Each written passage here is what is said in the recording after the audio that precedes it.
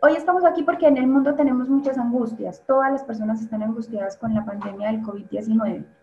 El personal de la salud tiene unas angustias adicionales y una de esas angustias adicionales es si me toca ventilar a alguien y esa persona y yo no sé de ventilación mecánica. Hace mucho tiempo que no estudio o nunca me tocó nada de ventilación mecánica y soy personal de la salud. Por eso hoy, como parte de Tranquilidad, les traemos unos contenidos básicos de ventilación mecánica. Recuerden que la esperanza es lo único más fuerte que el miedo. Son contenidos básicos donde ustedes van a estar más tranquilos. Recuerden que siempre hay alguien que nos puede ayudar al lado, a la distancia del celular. Entonces es un parte de tranquilidad. Los pacientes con COVID que requieren ventilación mecánica inicialmente requieren maniobras muy sencillas y parámetros sencillos de ventilación. Si usted es anestesiólogo, intensivista, personal experto en ventilación mecánica, terapeuta respiratorio, esta charla no es para usted, es una charla básica para aquellos quienes no tienen los conceptos o se les olvidó porque hace mucho tiempo no los estudian. Entonces, ¿qué vamos a aprender hoy? ¿Cuáles son los objetivos de esta charla? ¿A quién vamos a ventilar en la pandemia COVID-19?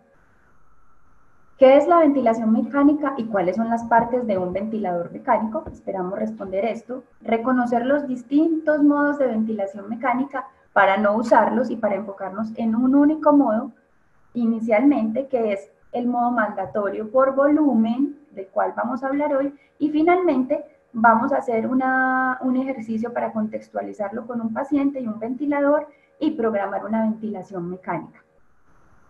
Entonces, como estamos hablando de un tema que es ventilación mecánica para no expertos, vamos a empezar con un glosario y unos términos que debemos manejar. Son muy importantes cuando hablamos de ventilación mecánica. Algunos los recordarán, otros no los recuerdan, otros nunca los vieron, otros nos escuchan a los anestesiólogos, intensivistas, urgentólogos hablar de ellos, pero ni idea qué son. Entonces es muy sencillo. Hoy vamos a hablar de PAFI. ¿Qué es la PAFI? La PAFI es una relación, es una división entre la presión arterial de oxígeno en milímetros de mercurio que nos dan los gases arteriales de un paciente dividido por la fracción inspirada de oxígeno. La fracción inspirada de oxígeno es la cantidad de oxígeno que tiene, por ejemplo, el aire. Nosotros acá viendo esta charla, respirando sin oxígeno suplementario, tenemos una FiO2 de 21%, o sea, hay 21% de oxígeno en todo el contenido del aire. Si el paciente llegara a tener una canulita nasal, decimos que eso es 30%, aproximadamente en un adulto a 3 litros. Si tiene un Venturi, los Venturi tienen en el dispositivo la FiO2, pero casi siempre cuando usamos un Venturi lo vamos a tener al 50. Ya si el paciente tiene otros dispositivos como máscaras de no reinhalación, las FiO2 son más altas, entre el 90 y algunos dicen que el 100%. Entonces lo calculamos sencillísimo, dividimos la presión arterial de oxígeno que salió en los gases arteriales que le tomamos al paciente sobre la FiO2 que esté utilizando el paciente. Si un paciente tiene una presión arterial de oxígeno de 60 milímetros de mercurio y está con oxígeno ambiente, o sea, como nosotros, la división de esas dos da 285 y esa es la PAFI. Ya vamos a ver por qué es muy importante. Otro concepto del que vamos a hablar y vamos a tener muy en cuenta para la ventilación mecánica es la presión arterial de CO2. La presión arterial de CO2 es esa presión que ejerce el dióxido de carbono disuelto en la sangre. En nuestro medio lo expresamos en milímetros de mercurio, pero en otras partes puede que esté en unidades TOP. ¿Listo?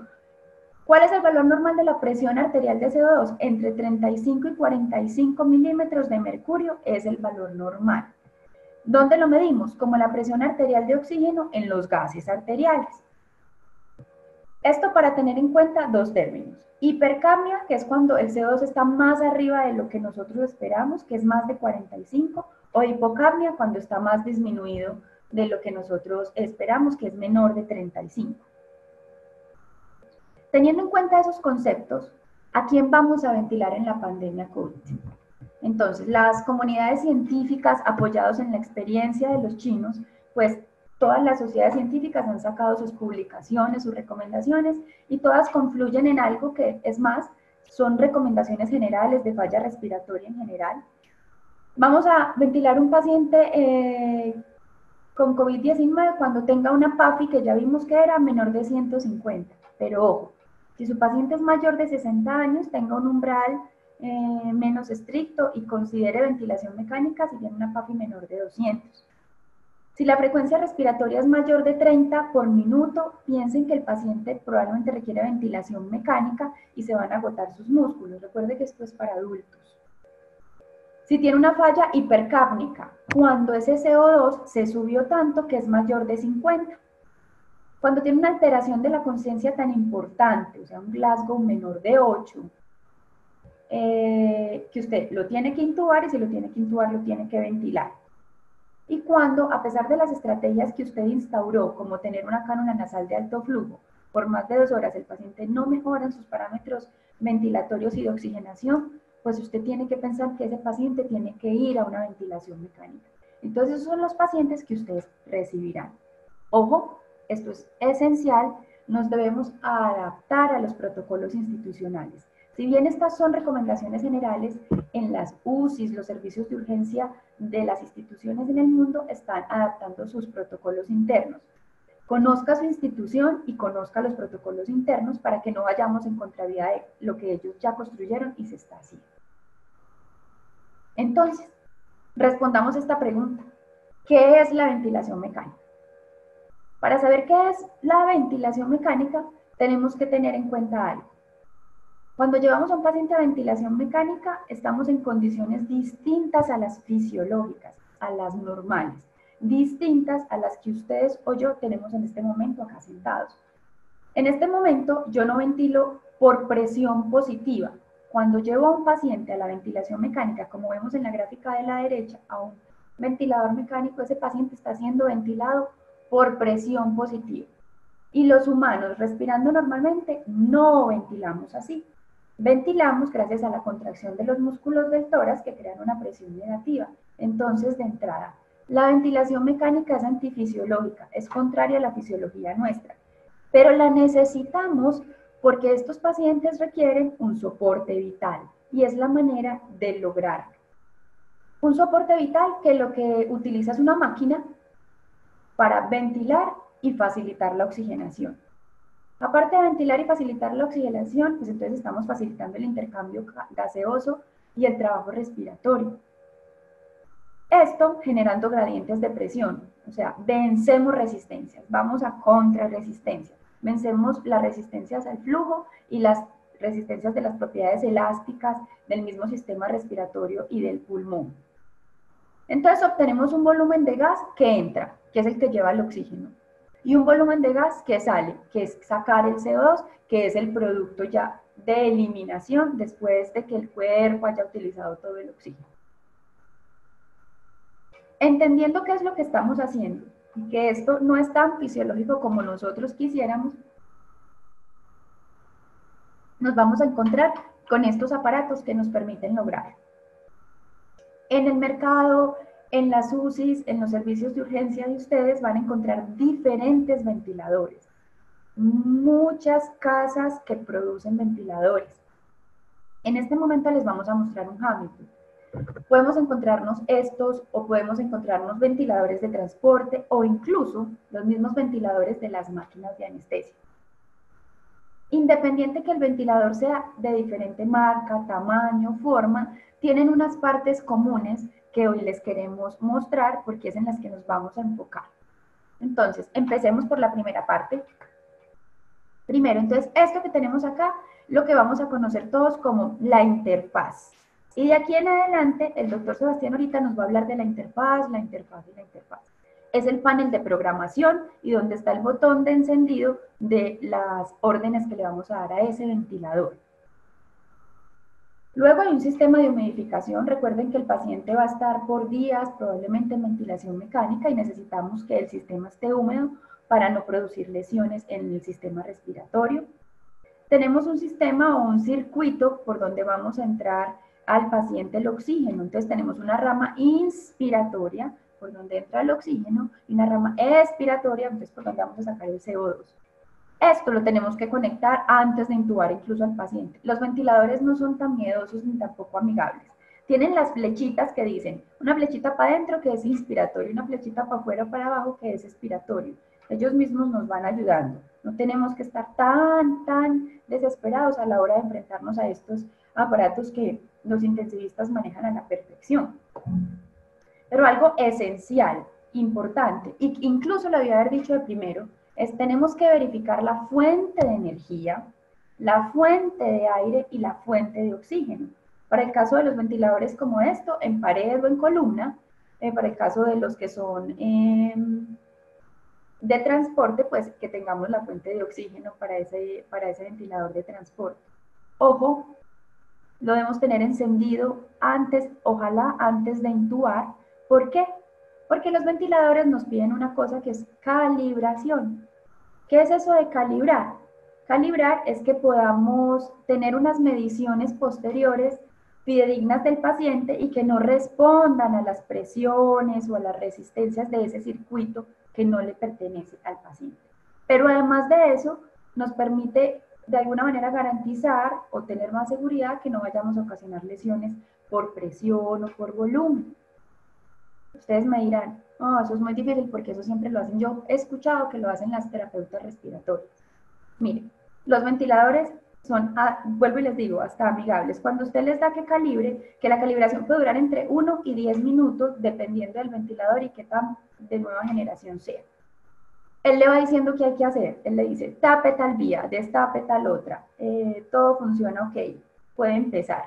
Él le va dando las órdenes. Ahora, si usted se ve enredado, complicado, es una emergencia muy alta, puede omitir la calibración, aunque no es la recomendación general. Mejor que eso, busque ayuda del experto. Acuérdese que los equipos deben estar conformados de tal manera que no se queden juntos todos los inexpertos y luego todos juntos los expertos, sino que estén mezcladitos para que podamos buscar ayuda. Esto que acabamos de ver tan teórico, lo vamos a ver contextualizado en un paciente y en eso nos va a ayudar en este momento y a entender mejor esa interfaz el doctor Sebastián.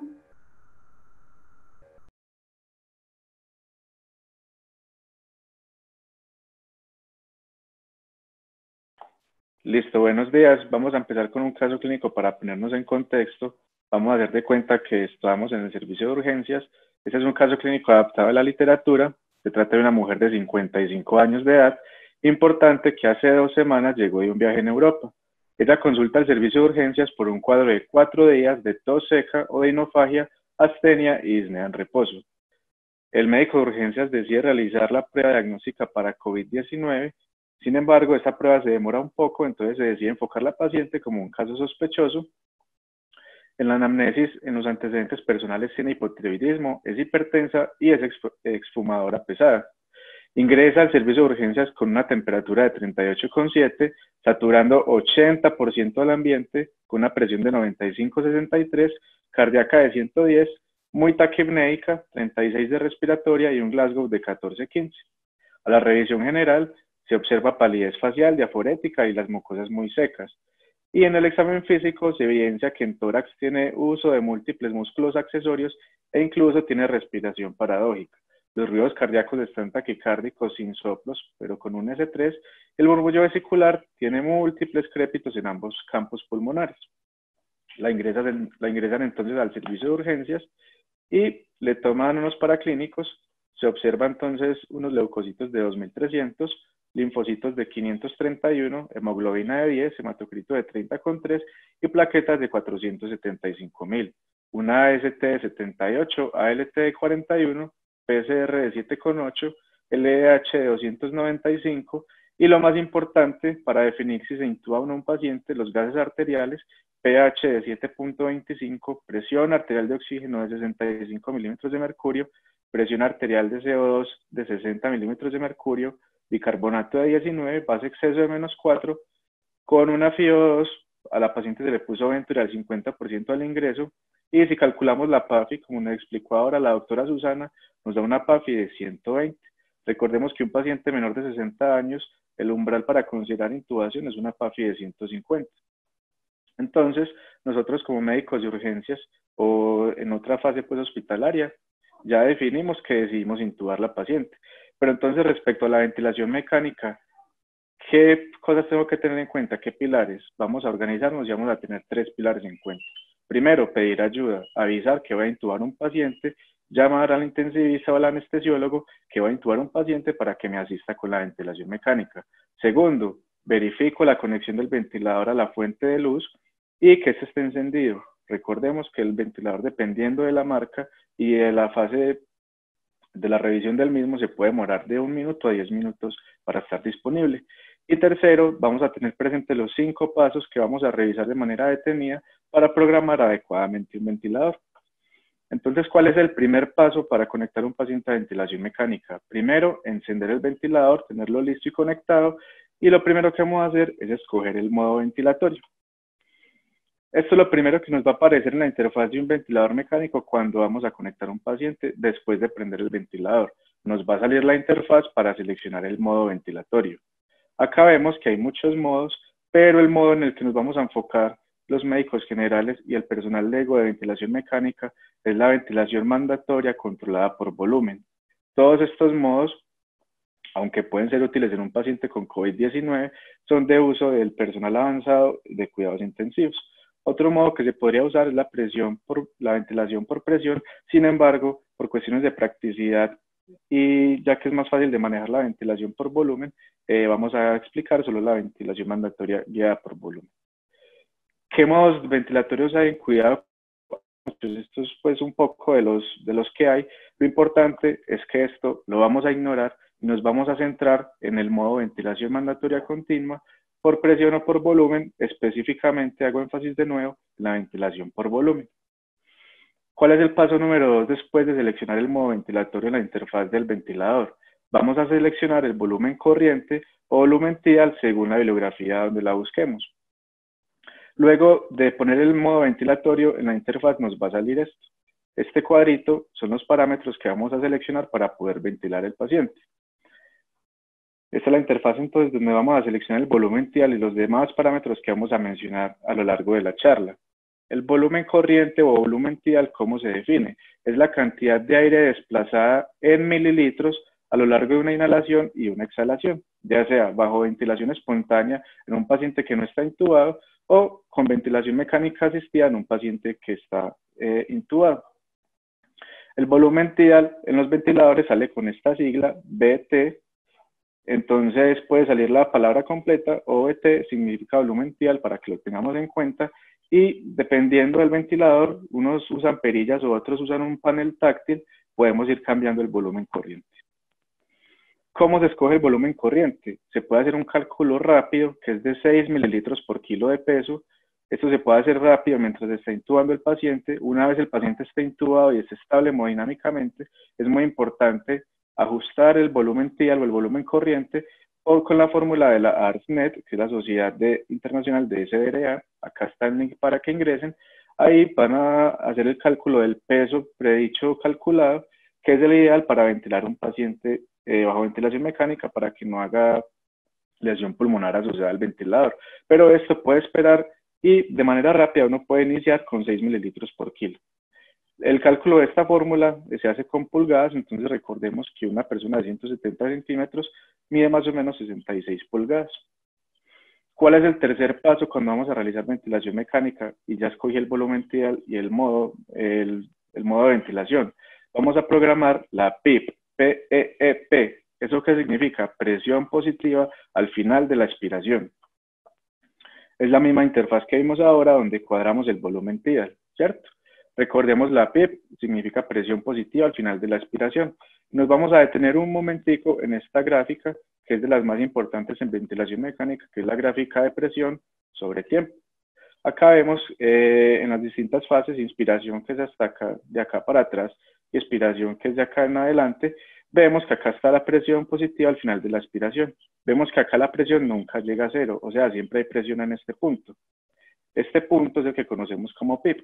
Esta PEEP es sumamente importante en los pacientes con infección por COVID-19. ¿Por qué? Porque la PEEP va a permitir mantener los alvéolos reclutados durante toda la fase de la mecánica respiratoria y me va a permitir que haya intercambio gaseoso. Resulta que los pacientes con COVID-19 tienen mucho colapso alveolar y se ha visto que se benefician mucho de una PEEP alta. Nosotros, ¿cómo la vamos a programar? El personal no entrenado LEGO, vamos a programar una PEEP inicial de 5 a 8 centímetros de agua.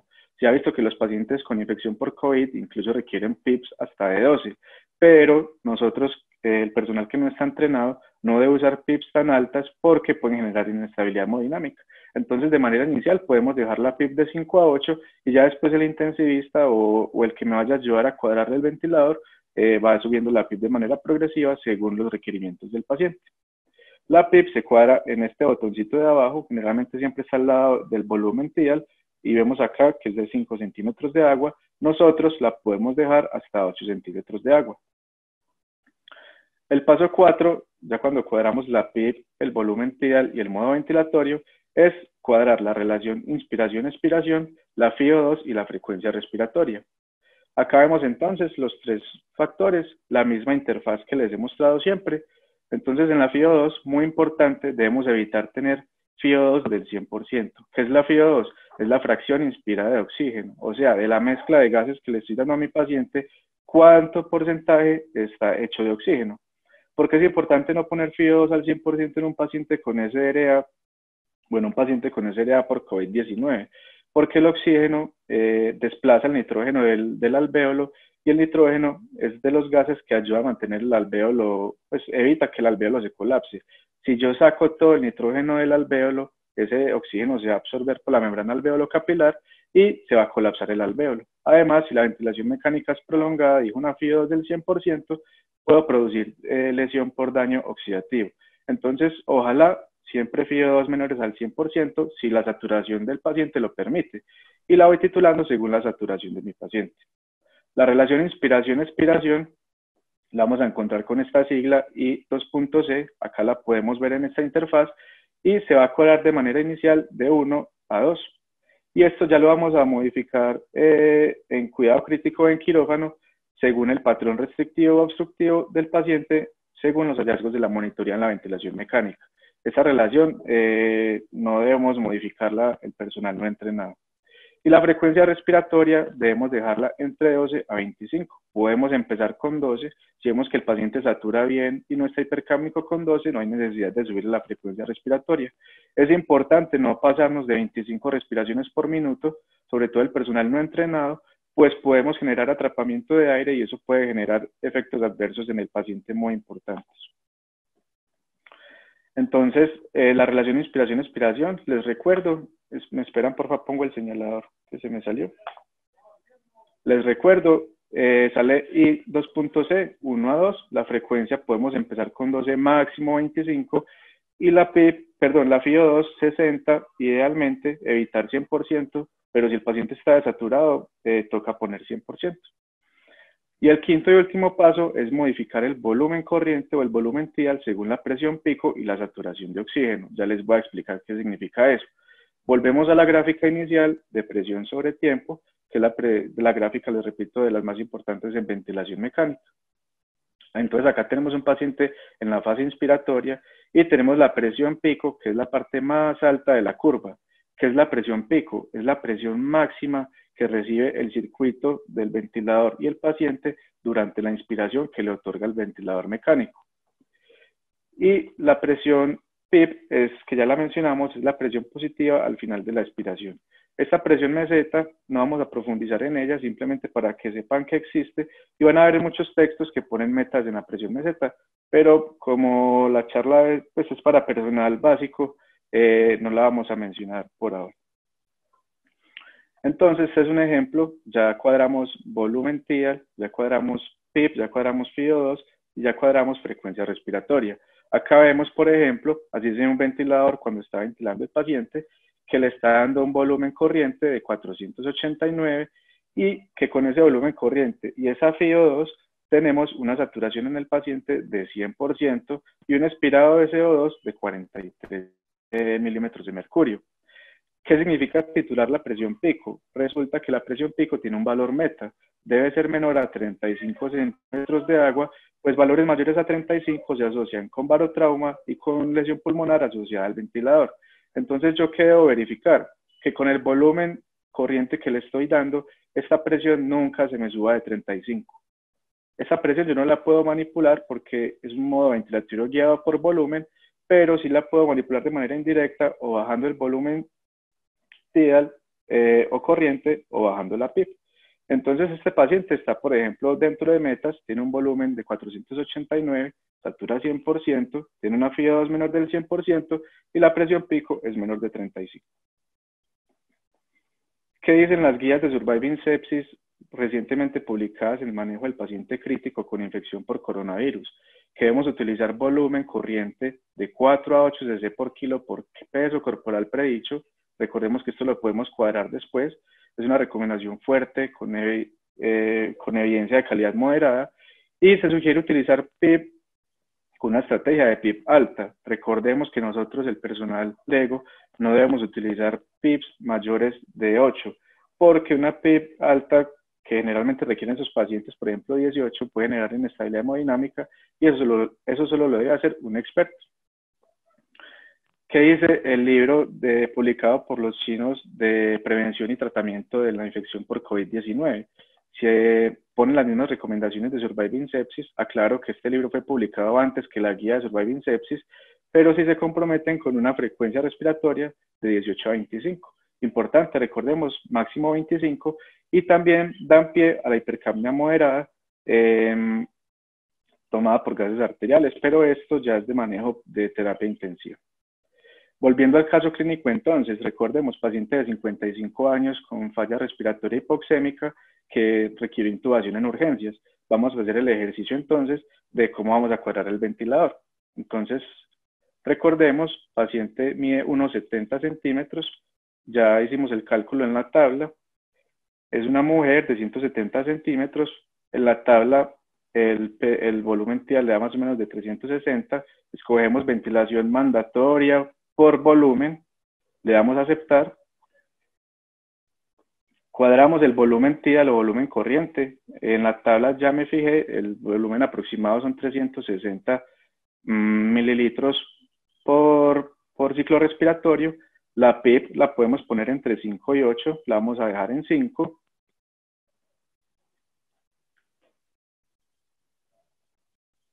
la FIO2 la vamos a dejar en 60, recordemos que debemos evitarla dejar en 100% por las atelectasias que puede generar, y la frecuencia respiratoria la vamos a dejar en 14, recordemos que máximo 25 porque podemos generar atrapamiento de aire. La relación inspiración-expiración la vamos a dejar en 1 o 2, esto ya después se modifica en cuidados intensivos, y esta la interfaz en general, estos otros factores no los vamos a modificar. Cuando ya cuadremos estos, que son los que hemos visto en los 5 pasos, le damos iniciar. Y acá ya vamos a comenzar ventilación. Así se va a ver cuando comencemos la ventilación. Entonces vamos a revisar que la presión pico si esté dentro de metas. Recordemos, meta menor de 35 centímetros de agua, está en 14, con un volumen TIAL de 440. El ventilador al principio va a dar un volumen más alto de lo usual, pero a medida que él se va adaptando, llega al volumen de 360.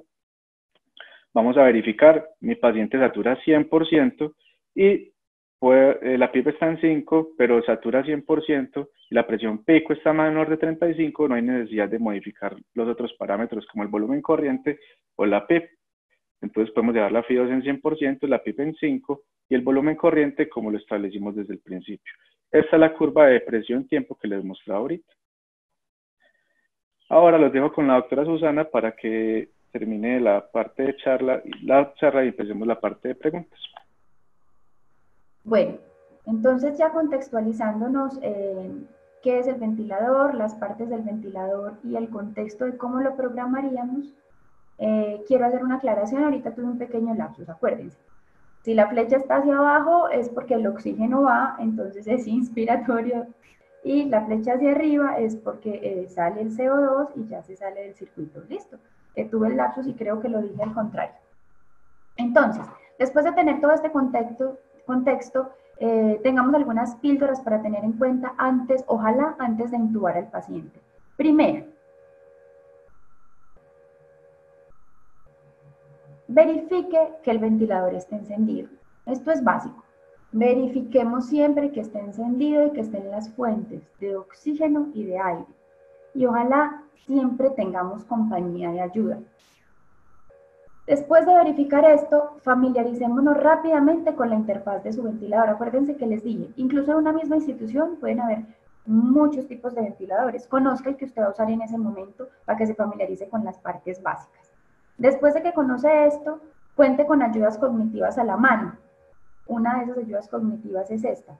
Tome fotos a los parámetros de lo que hablamos ahorita. Acuérdese que esto va a estar en la plataforma de la Facultad de Medicina, en la caja de herramientas, para que tenga ayudas, o plastifique los parámetros ventilatorios y los mantiene en el bolsillo, o en su institución los pegan en las máquinas de ventilación mecánica o en las de anestesia si fueran las que van a utilizar, de tal manera que usted tenga una recordación más fácil. ¿Listo? Entonces esto es importante. Resumamos los parámetros iniciales. Toda la ventilación mecánica para COVID, inicialmente para ustedes, se resume en los parámetros de lo que nosotros llamamos ventilación protectora básica. Un volumen corriente, vamos a iniciar con 100 mililitros kilo, que después lo vamos a corregir con la talla y el peso del paciente. Una presión pico que no debe ser mayor de 35, meta, menos de 35. Un PIB que no debe ser mayor a 8, entre 5 y 8. Una presión meseta, se las menciono, aunque ustedes no la van a modificar, que sea menor de 30. Una fracción inspirada de oxígeno, ojalá no superior a 60. Digo ojalá, porque si el requerimiento del paciente así lo pide, pues tendremos que aumentar rápido 2. Y una relación inspiración-expiración de 1 a 2, que es como nosotros respiramos normalmente. Entonces, teniendo en cuenta esta mini recordera, recuerden que no van a estar solos. La idea es que estén acompañados de algún experto, que los equipos sean mezclados, expertos y no expertos, para que podamos tener ayuda y los pacientes tengan la mejor atención. Pero si usted definitivamente está solo, porque las condiciones lo llevaron a estar solo, recuerden que podemos usar estos aparaticos para comunicarnos con quienes ustedes consideran son expertos. Agradezco para la elaboración de todo este material, no solo esta charla que es un simple abrebocas y que espero que no los deje tan confundidos ni tan angustiados como al inicio. Vamos a tener más material en la caja de herramientas, como les dije desde el inicio, material gráfico, animado, infogramas y más charlas vienen para aclarar todo este tema, que yo sé que hoy tienen muchas preguntas y que esperamos responderlas. Agradecimientos especiales a los anestesiólogos de la IPS Universitaria, un excelente equipo, a la sección de anestesiología y reanimación de la Universidad de Antioquia, con los profesores y residentes, y a los profesores de terapia respiratoria de la Universidad Autónoma de las Américas, porque fueron un gran apoyo para todos nosotros, una demostración de que si todos trabajamos en equipo, pues esta crisis que está viviendo el mundo la podemos superar. Bueno, entonces continuamos con la sesión de preguntas. Muchas gracias a los panelistas, muchas gracias a todos los participantes. Vemos masivas respuestas, tenemos más de 25 preguntas.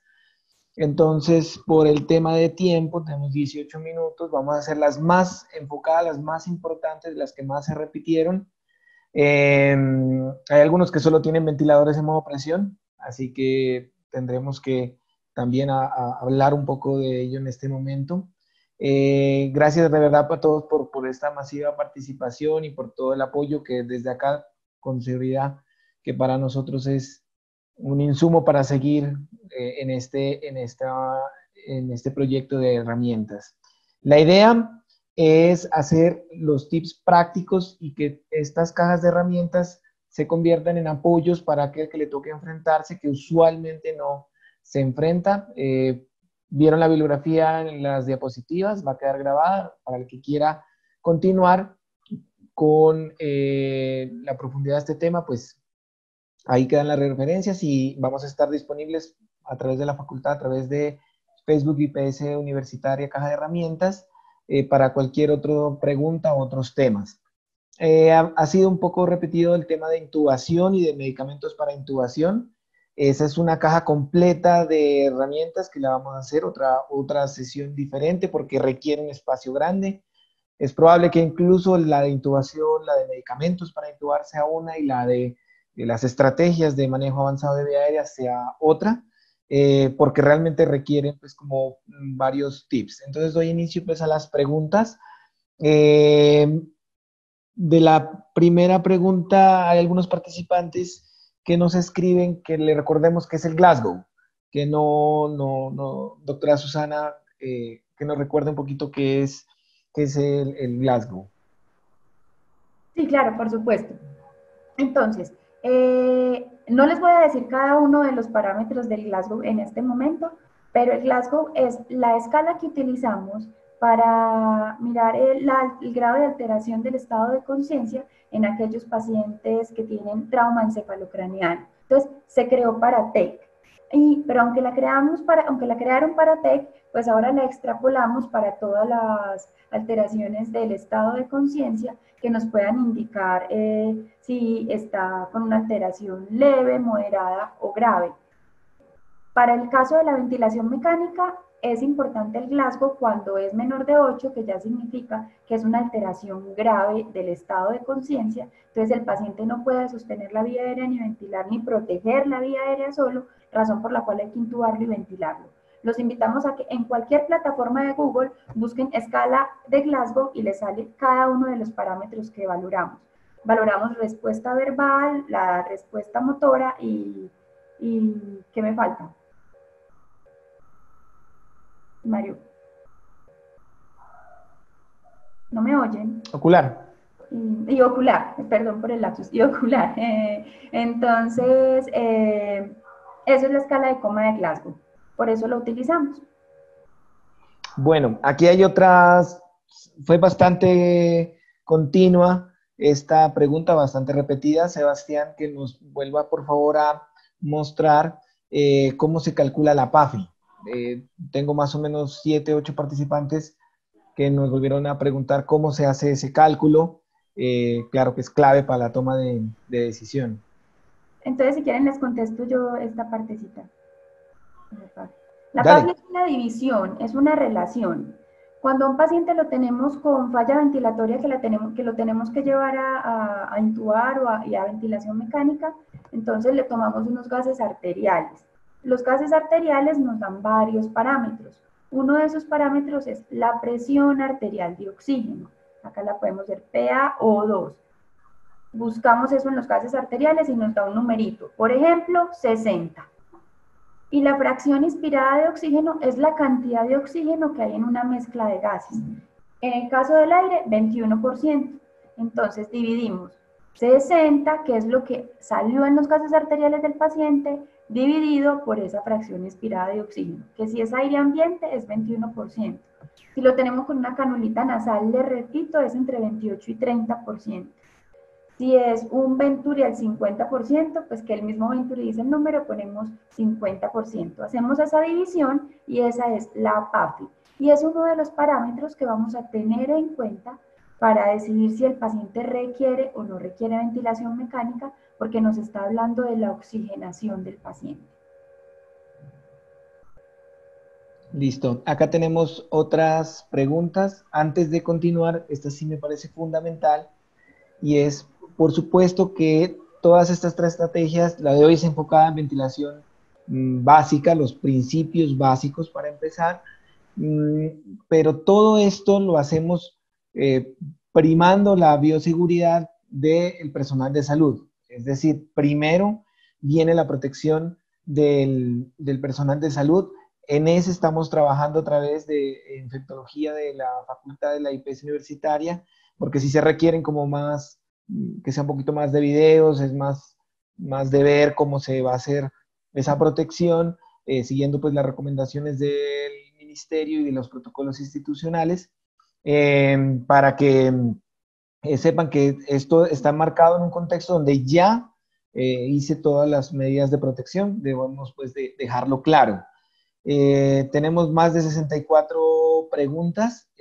Sabemos que por tiempo no nos va a dar para responder todas. Entonces vamos a enfocarnos en aquellas de esta charla, de principios básicos. Hay otras preguntas relacionadas ya con el manejo avanzado del paciente en ventilación mecánica, como cuando pronar o todas las indicaciones que la podemos continuar en una próxima caja de herramientas. Recordemos que la intención de esto es dar principios, dar practicidad y si requerimos más, las hacemos, las hacemos, no hay ningún problema. Entonces recordemos bioseguridad antes de iniciar. Me preguntan por acá, ¿qué hago con otros ventiladores? Cuando algunas, por ejemplo, ambulancias medicalizadas, no sé, el ventilador es diferente para programar porque vienen otros modos, como por ejemplo solo el modo presión, o a veces me preguntan acá, vienen solo con el flujo total y frecuencia y no con el volumen tidal o volumen corriente que se explicó en la charla. ¿Cómo haríamos para programar otros ventiladores diferentes a estos, como por ejemplo en modo presión?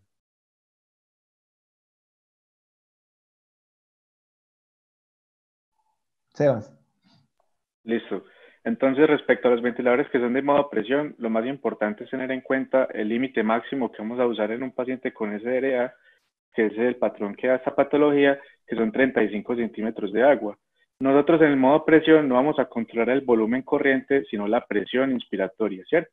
Entonces puedo poner una presión siempre menor a 35, puedo empezar titulándola, pero siempre me voy a fijar cuando ponga X o Y valor de presión, cuánto volumen corriente me está dando. El ventilador me dice con esa presión cuánto volumen está dando a ese paciente. Eso va a variar dependiendo del compromiso pulmonar del paciente. Entonces, puedo empezar con una presión menor a 35 y la voy titulando según si me da un volumen corriente satisfactorio para el paciente y si la saturación es adecuada. Entonces, siempre se empieza con un valor predeterminado y nunca nos pasamos de 35 y siempre nos fijamos en el volumen corriente, si está dando el volumen que necesita el paciente y si el paciente satura adecuadamente.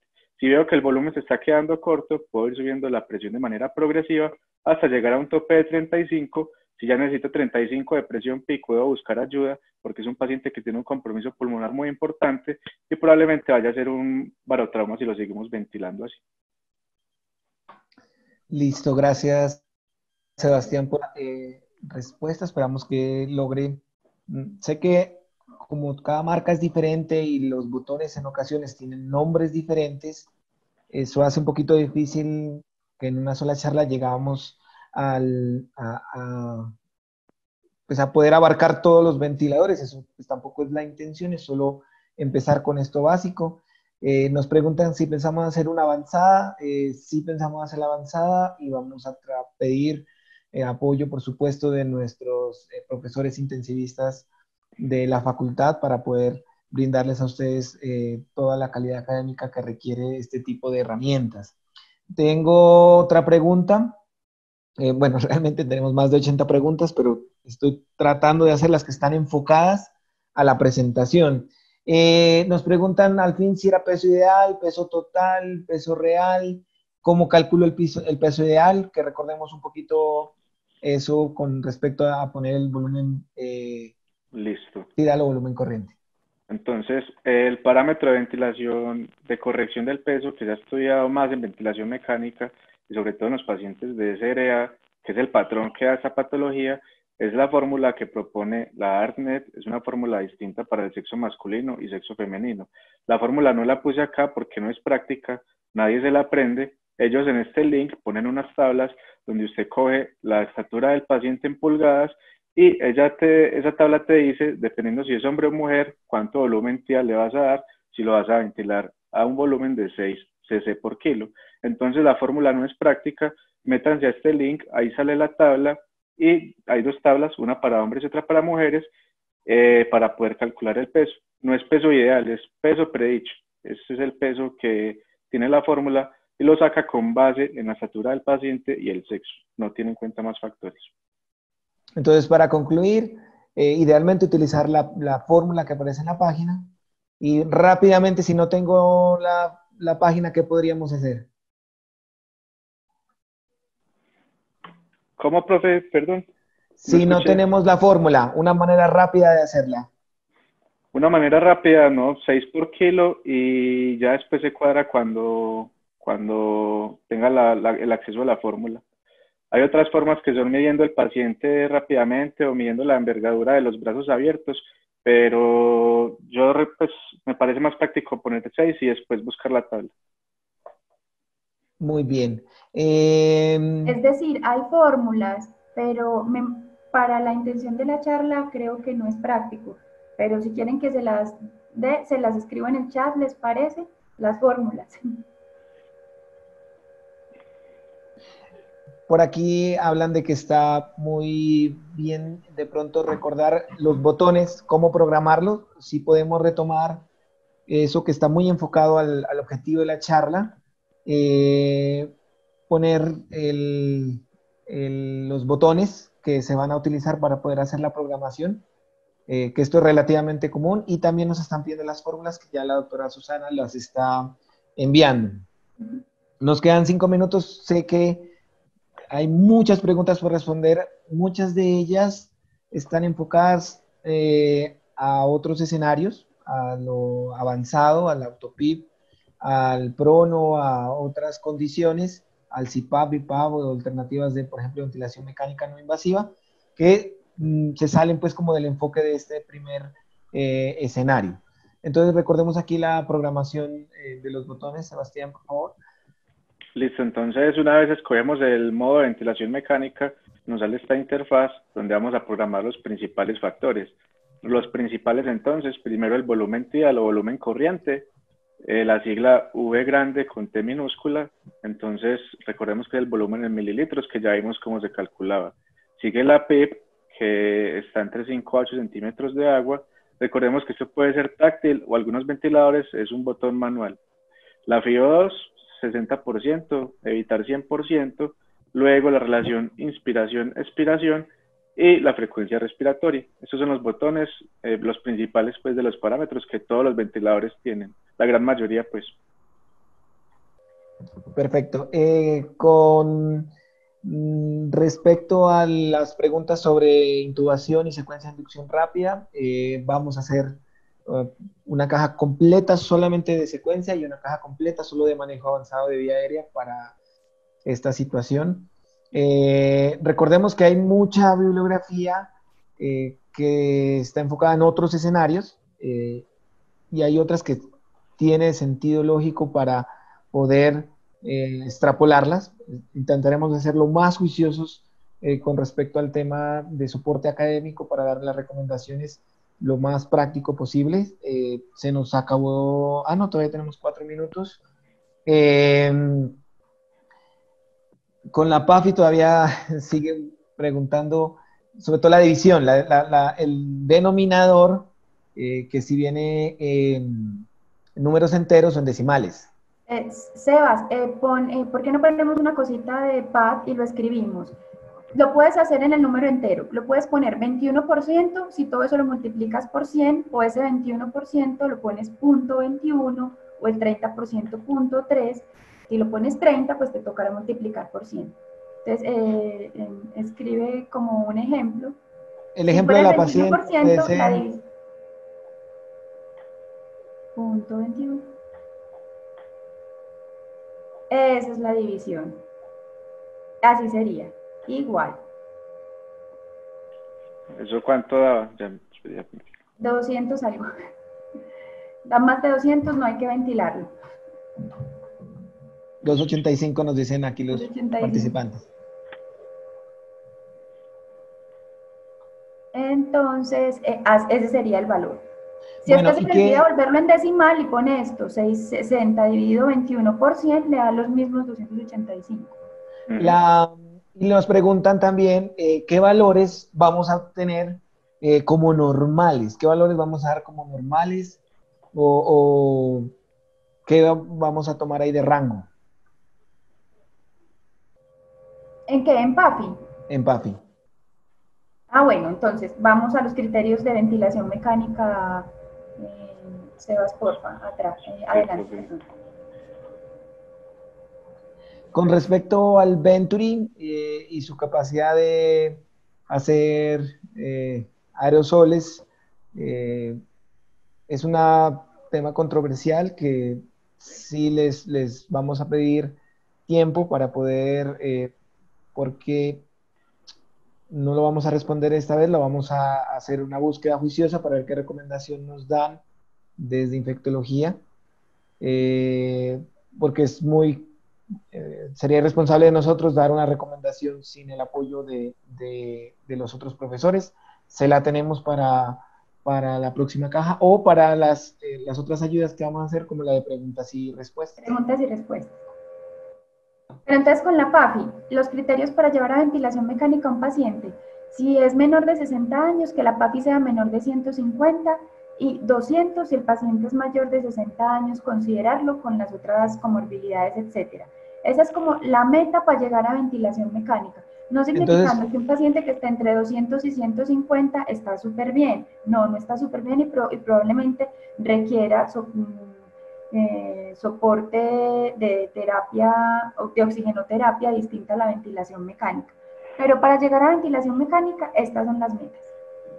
eso. Entonces, para este seminario de hoy, menor de 150 es la indicación, mayor de 150 sería otras terapias, que creo que sería como el mejor enfoque para dejarlo acá. Igual se los dejamos en los rangos también en las otras ayudas. Gracias a todos por las felicitaciones, de verdad. Muchas gracias, mucho ánimo, nos va a ir bien, trabajemos en equipo, es la invitación más grande.